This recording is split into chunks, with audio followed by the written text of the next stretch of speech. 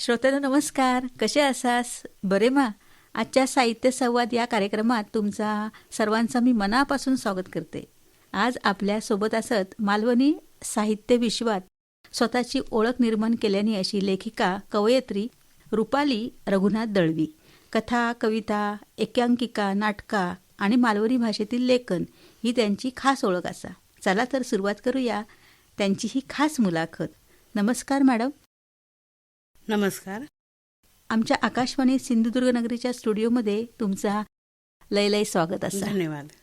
रुपालीताई, तुमच्या लेखनासून मालवणी मातीचो वास येता, नात्याची ऊब जाणवता. तर म्हाका सांगा, लेखनाचो ह्यो प्रवास नेमको खैना सुरू झालो? म्हणजे लहानपणापासून तुमका लिवची आवड होती काय? आवड म्हणजे काय माहिती आहे, बालपणी म्हणजे लहान असताना एकदम लेखनाची आवड लागली ती माझ्या आई आणि आजीमुळे.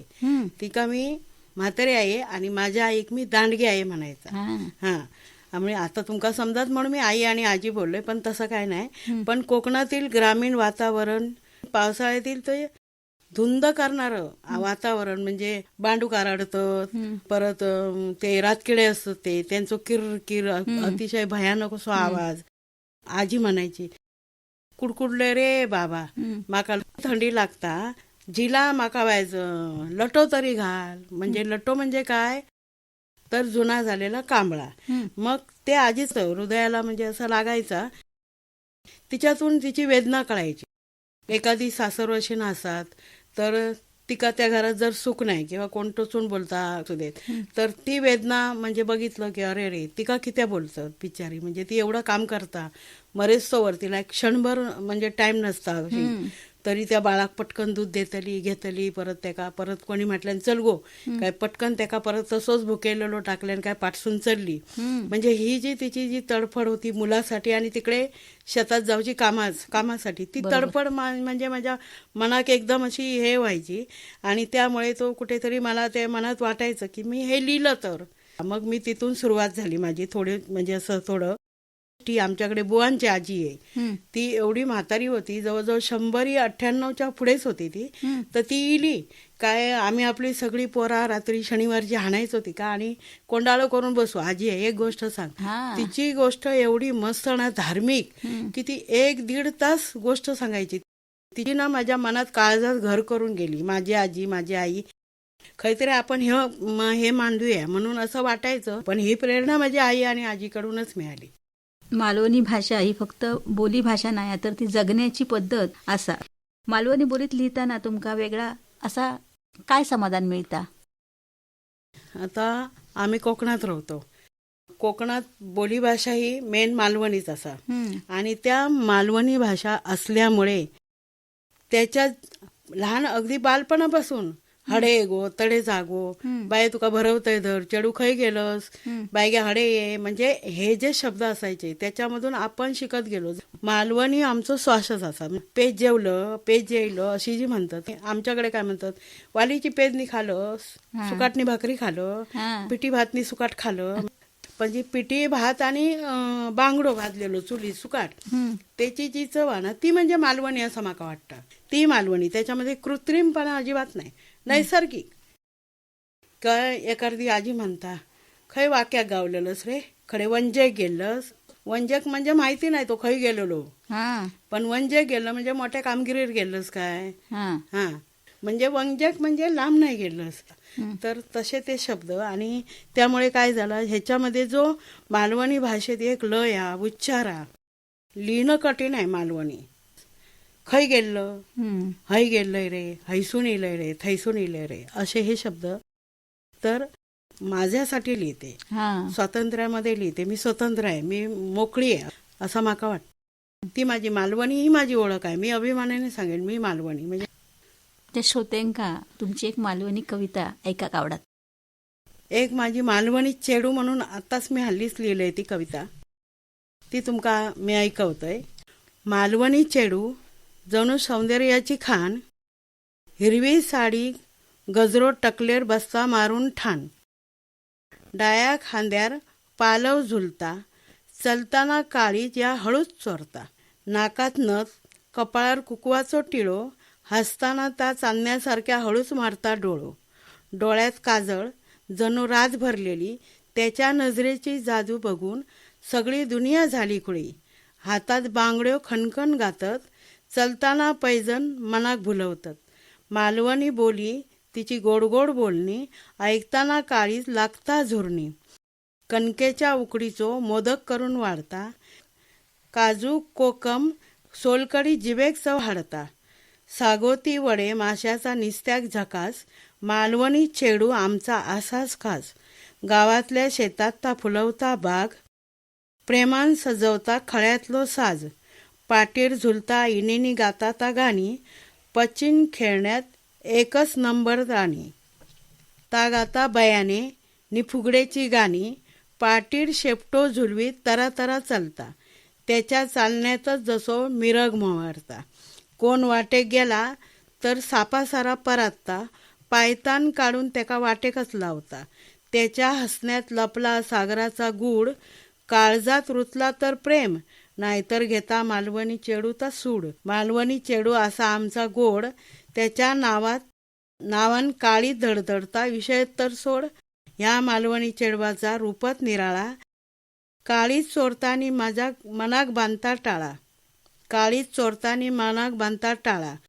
त्याच्या लादण्यात समिंदराची गंभीरता, मालवणी चेडू हीच आमची स्फुरता. तर मंडळीनू, अशी आमच्या मालवणी कोकणी मालवणी चढवाची गजाल न्यारी. आमच्या कोकणची चढवा असत जगात भारी, असत जगात भारी. खूप मस्त अशी कविता तुम्ही मालवणी चढवाच्या बद्दल लिहिलेल्या असाल. होळी लग्नात जे गातात ते सुद्धा तुम्ही लिहितात ना. हो. आमच्या श्रोत्यांका ऐकाक आवडता. तर मी एक आता गाणे भरतानाची ओवी सांगते. आराडी भराडी, आराडी भराडी, खांद्यार कुराडी, खै चालले भराडी.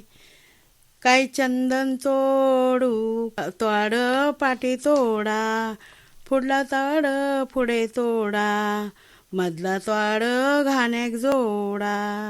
बोलवा बोलवा, काय व्हाईन खोदूक बोलवा, बोलवा बोलवा, का व्हाईन खोदूक बोलवा.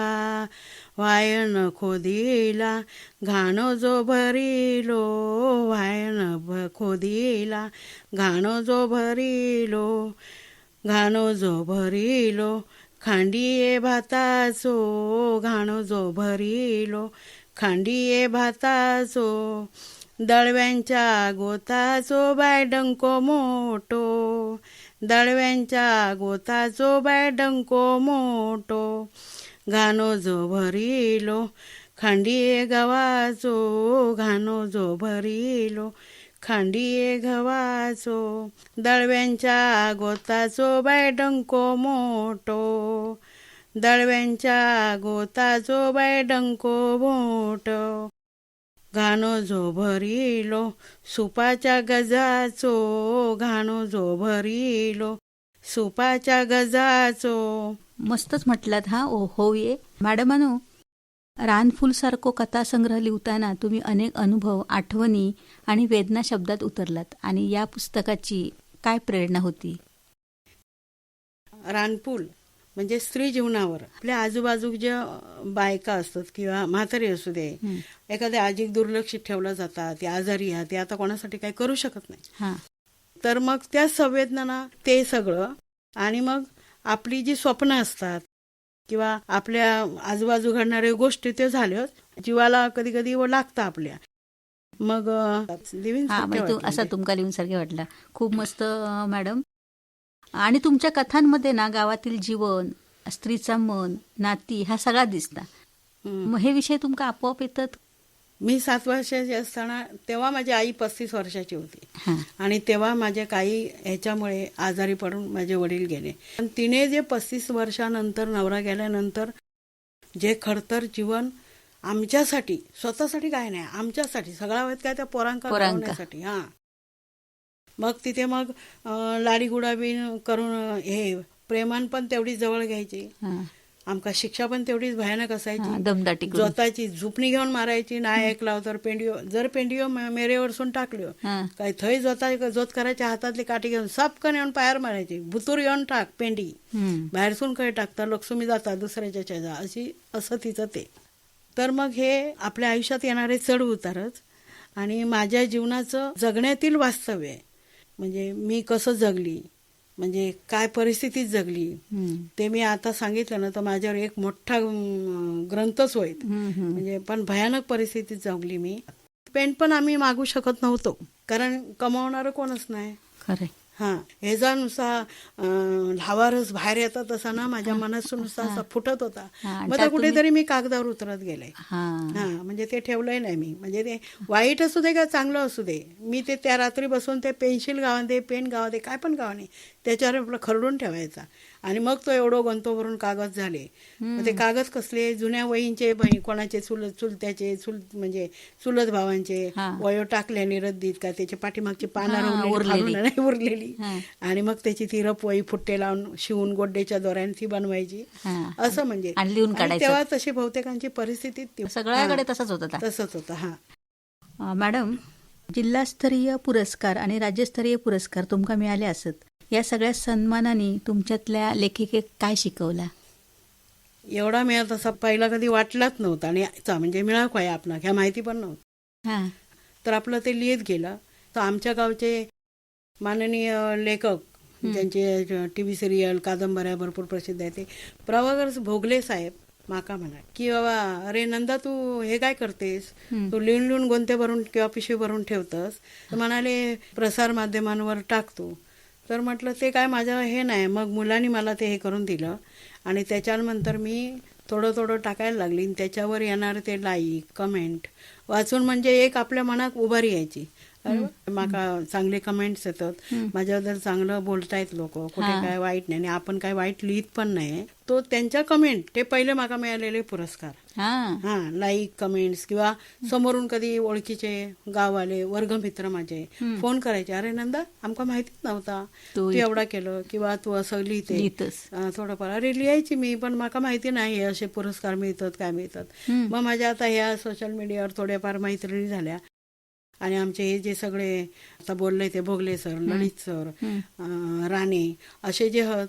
आणि त्याच्यात म्हणजे आमचे अजय कांडर सरांनी पण भरपूर म्हणजे हे केलं, तू बाबा लिही कविता. तो एक म्हणजे माझ्यासाठी प्लस पॉईंट ठरलो. त्यांचं थोडंसं समाधान हे माझ्यासाठी म्हणजे उत्तुंग भरारी. म्हणजे त्यांना बरा वाटला ना थोडासा बस.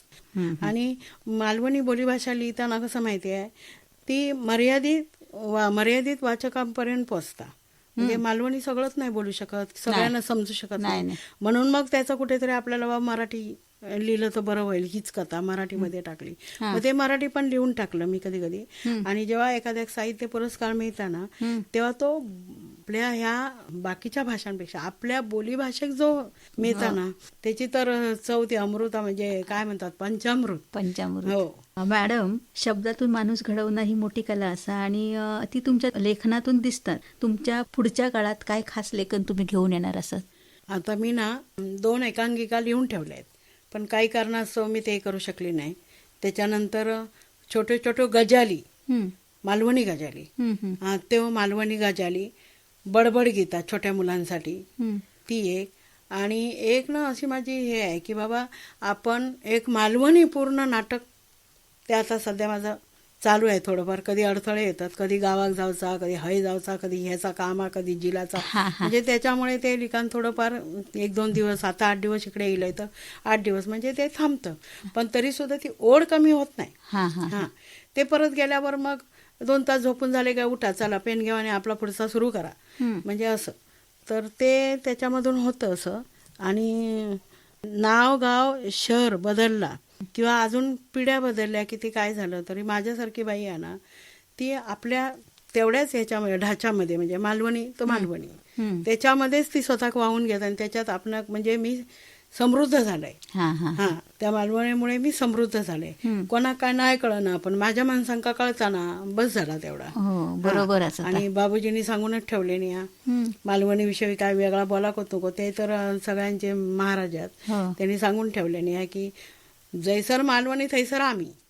तसा माझा जय मालवणी असत ते मी पाठ घेऊन बसलोय, काय बाय बोलतं काय तर सांगा. खूप मस्त मॅडम. नवीन लेखकांका आणि लेखिके काय सांगशाल? थोडंफार आता मुलं बऱ्यापैकी लिहितात, तर तांकां आधी मी ह्याच सांगान की स्वतःच्या अनुभवावर लिहा.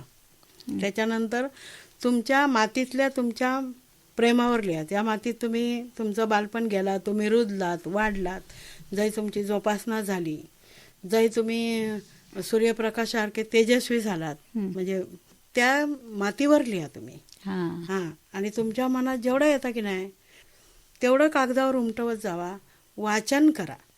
वाचन म्हणजे तुम्ही आज 2 शब्द लिहूचे म्हटलास ना तरी तुम्ही 10 पानं वाचतालास तेव्हा तुम्ही 1 वाक्य कुठेतरी आपण लिहताला किंवा 10 गोष्टी बघणार, त्याच्यातून आपण एखादी गोष्ट कळतली किंवा आपण ती मांडू शकतो. नाहीतर मग कसा तर ह्या कानानं ऐकलं आणि त्या कानानं गेला.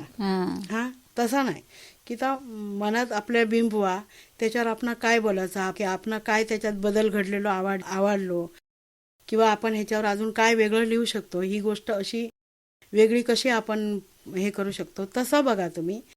आणि स्वतःच्या विचारांवर लिहा. त्या भाषेचं गोडवो तुमच्या काळजात उतारलो तो तुम्ही जसं तसं उमटवा कागदावर. म्हणजे बघा त्याची लय रंजत कशी वेगळीच आहेत. आज आपण लाईक्स किती इल्यो, एखादी मी गोष्ट टाकलंय, एका मी कथा टाकलंय, कविता टाकलंय, तर थंय म्हाका लाईक्स किती इल्यो, म्हाका कमेंट किती इल्यो. त्याच्यापेक्षा रील लाईफ नको. रील इली काय घासारली खाली बट लागला काय, तसं नको. तुम्ही रिअल लाईफ लिहा. आणि लाईक कमेंट किती इल्यो ह्याच्यावर तुम्ही हे बघूच नका. रिअल लाईफवर लिहिलात ना तर तुम्ही टिकतालास. खूप मस्त मॅडम, तुम्ही नवीन लेखकांका संदेश दिलात तो. श्रोत्यानो, आज आम्ही जे गप्पा मारलो ना आपल्या रुपाली दळवीताईंच्या लेखणीचो जिव्हाळो, मालवणी मातीचो दरवळ आणि स्त्री मनाचो हळवो आवाज आपल्याक अनुभव केलो ना, अशीच ही लेखणी सतत नवे शब्द उमलो, नवीन रानफुलासारखी फुलवो आणि मालवणी साहित्याचा मान अजून उंचावो. पुढच्या साहित्यिक वाटचालीसाठी आमच्या तुमका मनापासून खूप खूप शुभेच्छा. ताईनू, श्रोत्यानो, पुन्हा भेटूया नव्या शब्दाच्या वाटेवर. तोपर्यंत नमस्कार, धन्यवाद. आकाशवाणी सिंधुदुर्ग नगरी यांनी माका इथे बोलवल्यानी आणि थोडंफार बोलू शकलोय. आभारी आहे.